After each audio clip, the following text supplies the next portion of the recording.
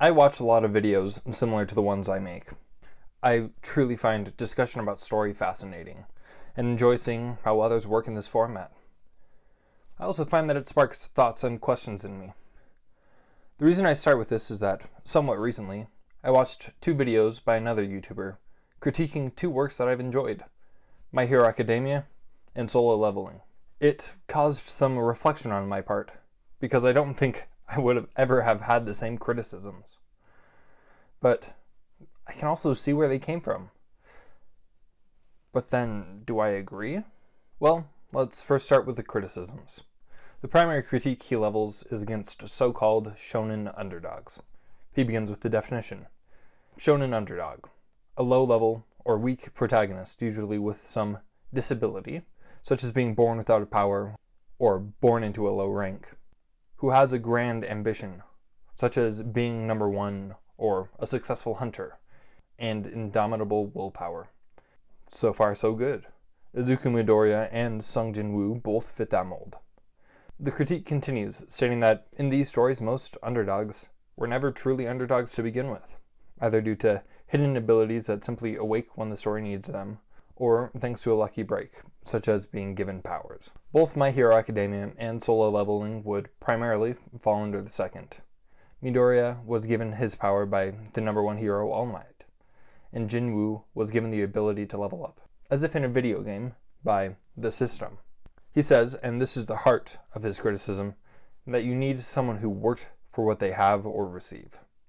Okay, I feel like I agree with that, but not necessarily in these works. But then what does that mean? Where aren't we aligned? To start, let me show his specific criticisms of My Hero Academia. The show begins with a powerful declaration that you can't be a hero without a quirk, then sets up a noble, grand idea that Izuku could become a hero through willpower, brains, and heart. Then instantly betrays that idea, in his words, because it's stupid, thanks to a combination of suicidal heroic tendencies, inability to read a situation, and interference with licensed professionals. All Might decides, yeah, you get the magic juice. Further, he states that even the idea of a non-hero stepping in and gaining a path to heroism is undermined by a gentle criminal. When he tries the same, his attempt to save someone goes wrong, instead landing him in prison. This discrepancy just makes Izuku's reception of All for One all the more unearned. His criticism goes on to more specifically criticize the moment Izuku learns to use his power at 5%. He claims that the show, from that point on, stops being one of clever strategy and natural instinct learned over his years of near-obsessive fandom to a simple battle of strength. His criticism of Shonen Underdog stories more generally continues with a firm statement that the authors simply put their characters in impossible situations and therefore leave themselves no logical way to achieve the goal, so they cheat. They cheat by giving them powers or mentors that break the underdog fantasy before it even starts. He concludes, "We all know the difference between someone who got lucky and someone who earned it. No shortcuts, no handouts, just grit, willpower, and growth." Let me start off by agreeing. I haven't seen many of the other shows he mentions, so I can't speak to them directly, but I agree that there are many times that writers box themselves into a corner and, rather than relying on clever strategy, simply give the antagonist a kryptonite or the protagonist an unearned and sudden boost in power. But I disagree regarding My Hero Academia. The way I see it, the power and growth within the show are not simply unearned privileges that prevent Izuku from being an underdog. That receiving All Might as a mentor is simply that, receiving a mentor and not a solve-all, and that All for One's development is not something the writer came up with because the show progressed for so long that the antagonist needed to be stronger to feel relevant, and in order to face them, the protagonist therefore needed a boost. First though, as funny as the strawman of Izuku's first heroic moment is, Izuku's decision, though I will agree reckless, is not as simple or nearly as stupid as suicidal heroic tendencies, inability to read a situation, and interference with licensed professionals. To keep it short, the professionals' powers were ineffective for the situation at hand. Izuku felt both a responsibility and terror at the potential consequences for what he had just caused, including damaging the image of the man he worships almost as a god. and yes, a heroic urge to protect someone who was in a situation he had just been in, having felt the suffocation and inability to do anything. Was it foolish? Sure. Dangerous? Yes. And he was scolded for his reckless action. But stepping up when no one else will, including the professionals who were content simply keeping the villain from the city until someone, without a clear candidate, steps in. That displays an innate heroic instinct. To the first point more directly, All for One's development, it's one of the things that, looking at it now, I appreciate most about the story. Not specifically that the quirk grows to such an immense level of power, but that it was always going to. I appreciate that this story had one central storyline that the entire story progresses along, and Izuku walks down that path one small step at a time. From breaking his body every time he uses his new power, to managing small portions of it, to changing his fighting style, to managing more of the power, to adding range with his shoot style, to the introduction of the other powers that the quirk holds, and more specifically the development of each of those steps over the seasons, with each step being weak or self-destructive until he masters them. Fairy Tail, 100-Year Quest, a show I mentioned in my video exploring setup and payoff, does exemplify the problem he brings up though, and the differences I see between it, the original Fairy Tail, and My Hero Academia, both in how they view power and its development, and how plot conveniences are used, should clarify my thoughts on this. I've watched the original Fairy Tail to completion twice, almost 3 times, and I'm not going to claim that it's a masterfully crafted story with perfect justification for victories and well-developing characters. Fairy Tail is almost a guilty pleasure, but I never felt the way I did watching its sequel. Fairy Tail 100-Year Quest failed. It failed in the one area that a show like Fairy Tail absolutely cannot: the battles. And this is entirely because of the development of power. The show repeatedly uses mid-battle developments of powers, such as the reveal of Wendy being supported by the ghost of Irene, and Natsu simply learning how to attack as a thought projection, because he needs to, in order to face his opponent. The show's development of power is simply, the opponent is this unstoppable power, but the hero has to win, so... Here's the way. In the mainline Fairy Tail, battles were usually won in one of 2 ways: determination or a shuffling of the deck. Often, the Fairy Tail members began the battle by being beat down, nearly defeated due to the immense power of the opponent, or a uniquely bad matchup, such as Fire Against Water. They often ended up victorious due to either sheer unwillingness to lose, or a shifting battlefield, another member arriving in time to take the reins of battle. One of the most convenient victories I can think of comes from Natsu facing Jalal in his Tower of Heaven and eating crystallized mana, a rock of pure magic power. This still worked so much better than anything in 100-Year Quest, because it was out there in the open, made a crude form of sense, eat magic power, gain magic power, and not, well, we need more power, here's a spirit lady who's protecting you. My Hero Academia's power growth is nothing like either of these. It's far better, usually, and not for Toga and Iravati, as examples who experience sudden, unpredictable quirk growth. One for All's development is clearly planned by the author, and works itself into the story much more than either. Izuku Midoriya would break the underdog fantasy much more clearly to me if My Hero Academia was written like Fairy Tail 100-Year Quest, granting new powers when needed in a fight instead of the slow building, strength, power, and finesse through experience and guidance over multiple seasons. The way Izuku's power grows is through hard work and on-the-ground experience. They're not handed to him on a silver platter, but are hard-earned steps along the path to the ultimate conclusion of the story, one seen, if in the distance, from the very beginning. And that's just for Izuku specifically. For every one of the students, they started being protected by the teachers and acting in self-defense when forced, only holding out for just long enough for the heroes to arrive. To students fighting back alongside the teachers in self-defense, being trusted to use their powers. To the students gaining their hero license, to fighting alongside the heroes. Again, gradually, hard-earned experience that makes them powerful. To the second point, gaining All Might as a mentor being a factor that prevents Izuku from being an underdog is a somewhat more interesting critique because of how different my perspective is. Lisa is an adopted kid whose mother is a freshman high school math teacher. Going to her classes, she actively participates, does the assignments on time, asking her adopted mom questions when they arise, sometimes at home. The mother tries, largely by example and by well-timed questions, to help her adopted daughter excel at math. Now, does having her adopted mom, thereby removing any doubts that biology may or may not play a role, does having her adopted mom as the high school teacher give her any advantages? No, not really. Every one of the students is taught all the same material in class as this student. She doesn't have any advantage there. All of the students are able to ask the same questions in class that she might at home.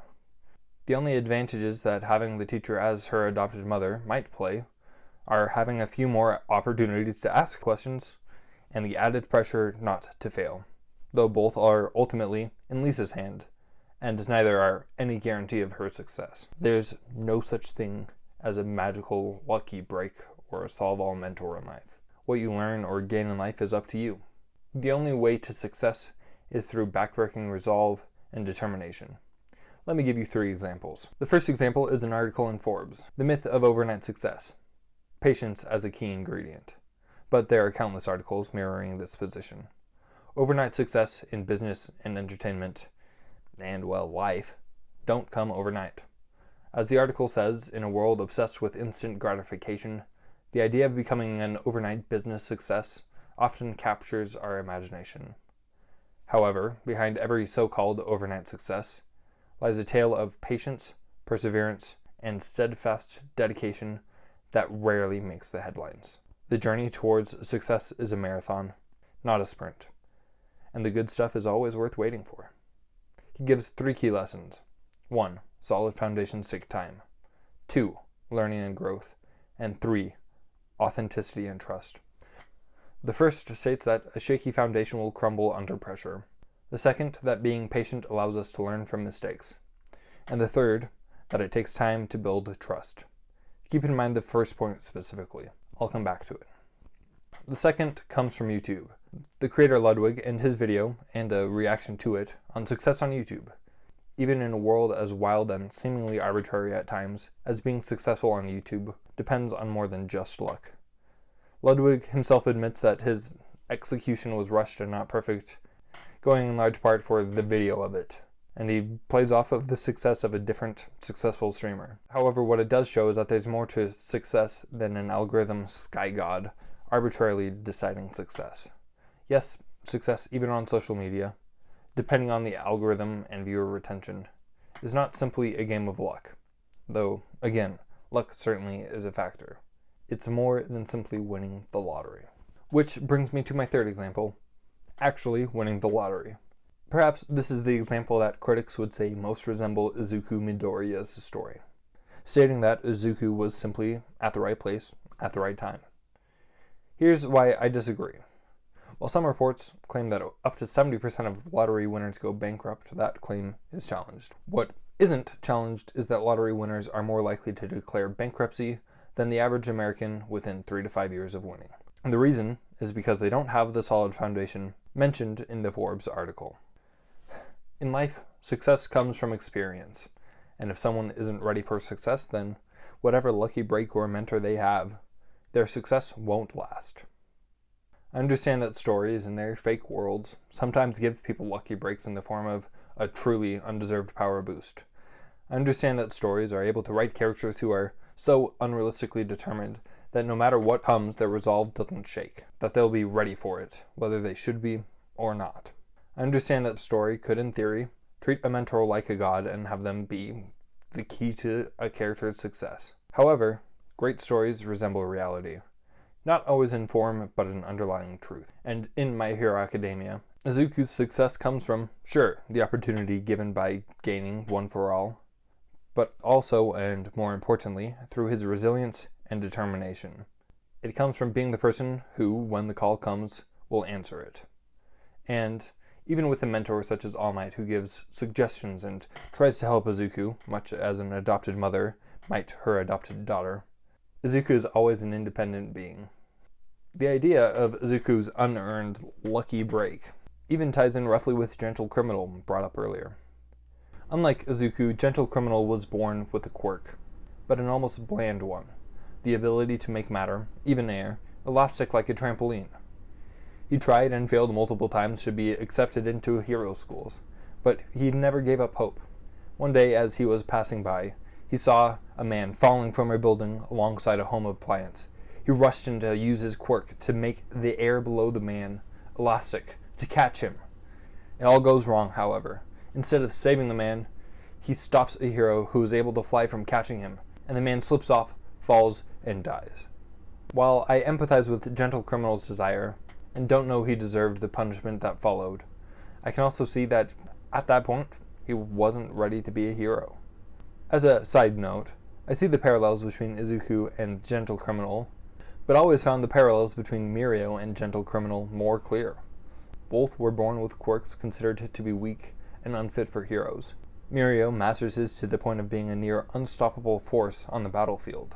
From both of their stories, I see more of a case that the schools shouldn't have preferred to the extent they did. Flashy, fighting quirks. So much more than some of the unique quirks. Than that, Izuku didn't deserve to inherit All for One because Gentle Criminal was punished for attempting and failing to save someone. The third point, and the central argument, is that writers use sudden powers and boosts as a replacement for hard work. My point here is that while some writers do treat power as a sudden boost that isn't properly earned, My Hero Academia wrote someone who, as a character, developed the power, who was ready for the power, and had the spirit of a hero. Izuku's start isn't as simple as he got a lucky break and was therefore successful. But that also doesn't mean that Izuku was the everyman that My Hero Academia's Shonen Underdog story presents him as. That is absolutely correct. But it isn't his lucky break that makes him different. It's his grit, determination, and heroism. All of these traits make his character more resilient and prepared for the struggles of being a hero than the average person would be. This is part of why I disagree with what I characterized as a straw man in the beginning. Sure, the situation was designed, in the same way that every situation in stories are designed, to justify Izuku's actions. The important point is that he was ready to step up and willing to stick with it no matter what the world threw in his way. In this way, he was anything but a representative of the everyman, and I don't mind that. Which brings me to something deeper, more fundamental to why I didn't notice what sparked the criticisms in my viewing: ideology. And this brings me to Solo Leveling, a story that much more clearly lines up with his Shonen Underdog critique. Solo Leveling follows Jin Woo, a notoriously weak E-rank hunter, as his world changes when, facing a double dungeon where the enemies are powerful enough to wipe out the entire team easily, he chooses to sacrifice himself to let the remaining survivors escape. When he is killed, he wakes up to a strange prompt box, and his life forever changed. He suddenly becomes able to level up, as if in a video game. He works hard to develop himself, to realize his dream of becoming a successful hunter, quickly developing from a low E-rank nobody to an S-rank necromancer.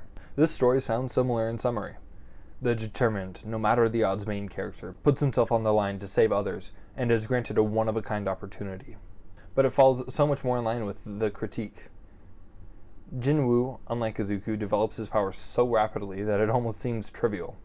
The story simply isn't about how he develops his power, but more about the battles and the shifts in the world that come with such a powerful individual. Jin Woo is ridiculously powerful, and a complete violation of the seeming rules of the world. The burden to gain and master the power seems almost trivial compared to Izuku, and I still don't mind. A rough comparison, using a story not about shonen underdogs, is Death Note. The premise of the show is the hyperlogic of the main characters, as well as an exploration of justice for all, giving all their day in court, and the good of the many at the cost of the few. The death of some innocent people suspected of crimes for the greater protection of the whole.